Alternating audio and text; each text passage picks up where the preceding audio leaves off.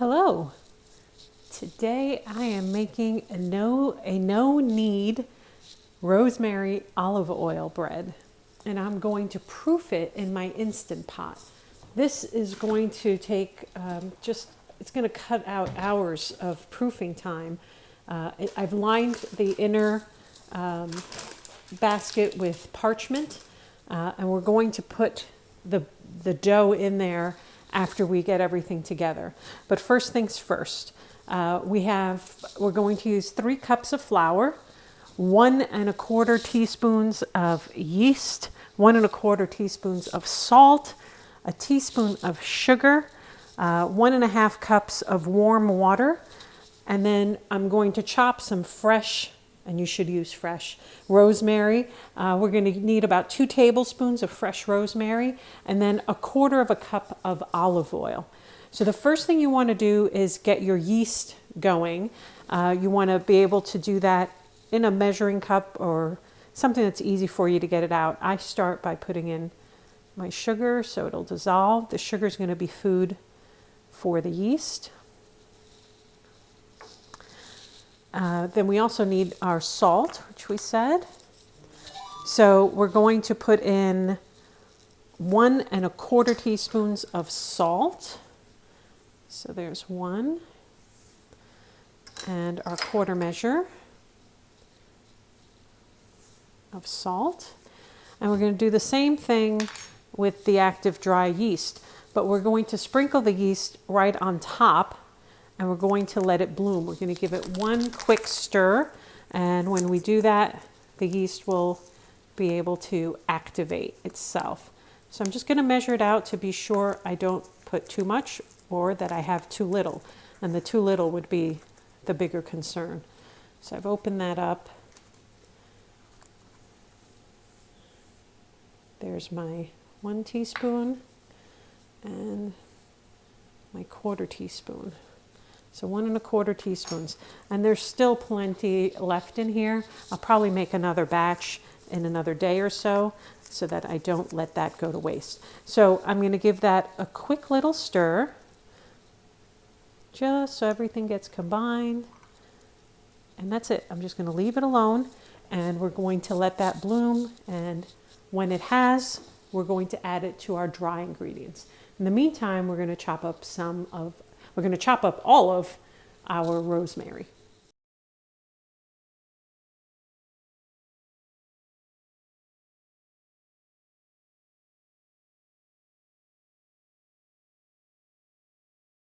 All right, so we're going to put the rest of the dough together now. We need 3 cups of flour.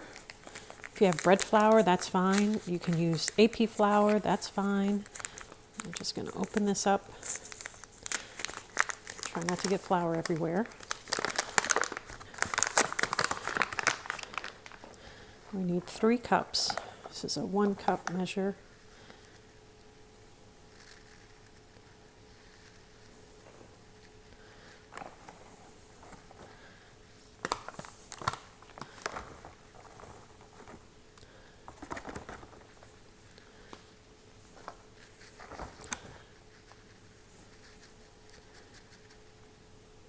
Almost.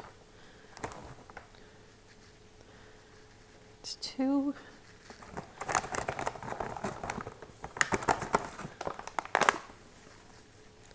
That's a little too much, so we'll take a little bit out. All right, so 3 cups of flour.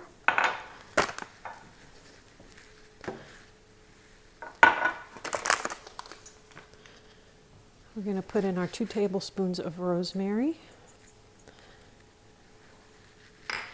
And we need 1/2 cup of olive oil. So I'm just going to use my 1/4 cup measure since it's already been used. And I'll fill it twice. So there's 1.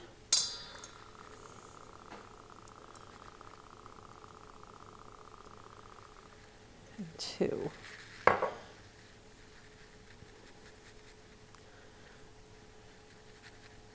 And in the meantime, like we said, we have our, get all of that out. Use my finger because it's good olive oil, and we're going to need all of that. So in the meantime, just sitting off to the side has been our yeast mixture, and you can see it's pretty ready to go. So I'm going to mix up the dough. It's going to be really shaggy. Mix this up. It's going to be coarse until we add our liquid. Get a nice incorporation there with the olive oil.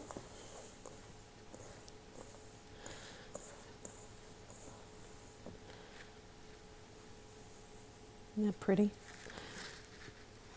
And now we're going to add in our yeast. I'm going to mix that up.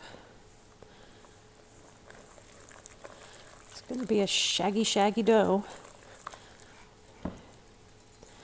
It's going to take up all this water.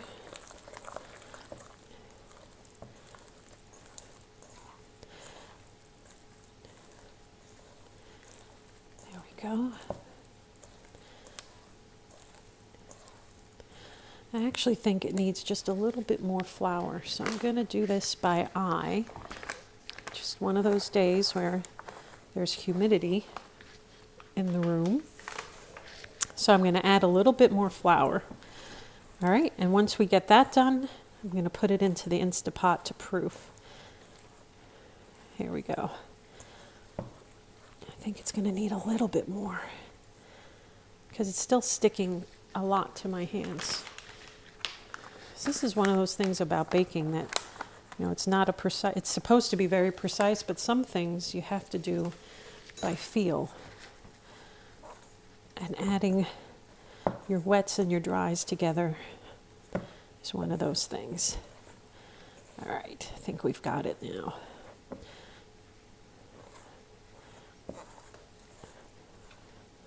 Yes, shaggy, shaggy, shaggy. See that?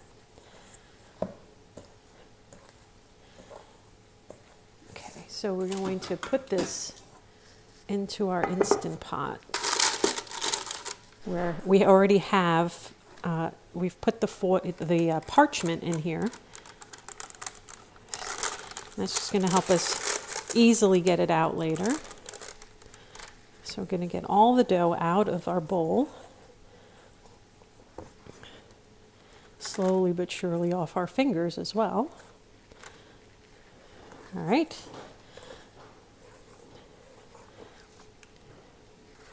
And then we're going to proof this for 4 hours on the yogurt setting. All right. You can see I've got tons of flour on my hands, but that's okay. I'm going to get the rest of it out of here. If you have a scraper, you can use a scraper, but again, I subscribe to the why dirty more utensils than necessary. My hand's a really good utensil. All right, so I'm going to use my left hand to put that into the Instant Pot. Let's get rid of this guy. He's out of our way. Move this over. And now we're going to put our lid on. I've never done it lefty. I don't know if I can. Oh, look at that. So we're going to make sure we're plugged in. I don't ever plug in appliances until I'm actually ready to use them. It's a safety thing. All right, so we're going to turn this to the yogurt setting. For 4 hours, and I'm going to leave the temperature at medium, and I'm going to press start. So we're going to let that go for 4 hours, and we'll be back to see what it looks like once it's done proofing. All right, so the 4 hours are done. We had this set on yogurt for 4 hours. That's all finished now, so we can go ahead and open this up. And what you'll find is that the dough has actually risen. It's doubled in size. So I'm going to move that off to the side for just a moment. In the meantime, I'm taking my Dutch oven, my 3.5 quart Dutch oven, and I'm going to put this in the oven. The oven is cold. I'm going to set it to 450. I'm going to let this come up to temperature with the oven, and then we're going to bake this off. All right, so here's the fun part, if you will, of getting everything put together so it can go into the Dutch oven. I've cut another piece of parchment paper here, and I'm going to dust it with just, this is the fun part, constantly rolling. So one of the things I do is I flip this over and I'll roll it in the opposite direction. Doesn't have to be pretty. Give it a second. It's a little bit better. That's one of my tips, if you will. So I'm going to take a little dusting of flour so we can turn out our dough onto here. And I mean a little. I'm going to put this off to the side. And we've got our dough right here. I'm going to use the parchment paper to lift it up and turn it out. So you get a nice little poof. But if you can see, because we oiled this, very little got stuck. The only place it's stuck is where there's no oil. So hooray. All right, so now all I'm going to do is I'm going to just form this, oh, it's so nice and warm, into a circle. And it's okay if you move it around a little bit. This is just so that when I go to put it into the pot, into the Dutch oven, it'll actually be right in the center. And just pick it up, and I'm turning and putting it underneath. So I'm using my hands to just put it underneath a little bit. So now I'm going to let this sit. I'm going to cover it with a towel for about 30 minutes. Get that covered up. And we're going to let that sit for 30 minutes. In the meantime, my Dutch oven is warming up in the 450-degree oven, and we're going to be ready to bake.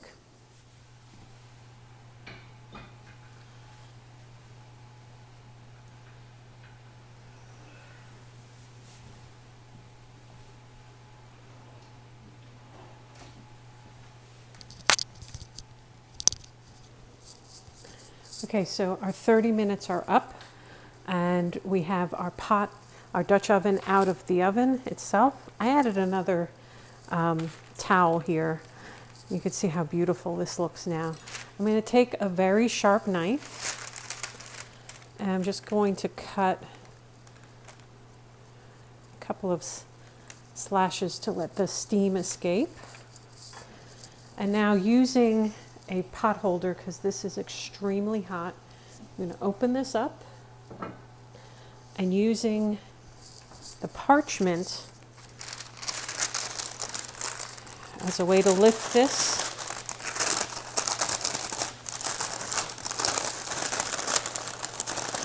I'm going to place our dough inside. Inside, Alexa, stop. Inside our pot. Alexa, stop. And as you can see, I'm still cooking. So I've got the whole thing in here. I'm going to cook it. I'm going to bake this for 30 minutes with the lid on, and about 15 minutes or so with the lid off. Just kind of depends on your oven. I'm going to go ahead and close that up. And you can see some of it's hanging out. It's no big deal. I'm going to pop this back in the oven, 30 minutes with the lid on. Okay, so our 30 minutes is up. So now we're going to take the lid off. I'm going to let this cook for at least another 15 minutes with the lid off. All right, so our 15 minutes have passed. You can see the parchment has browned up even more. And there you have it. Our bread is ready to come out. It's beautifully browned on the top. So let's go ahead and get this beauty out of the oven.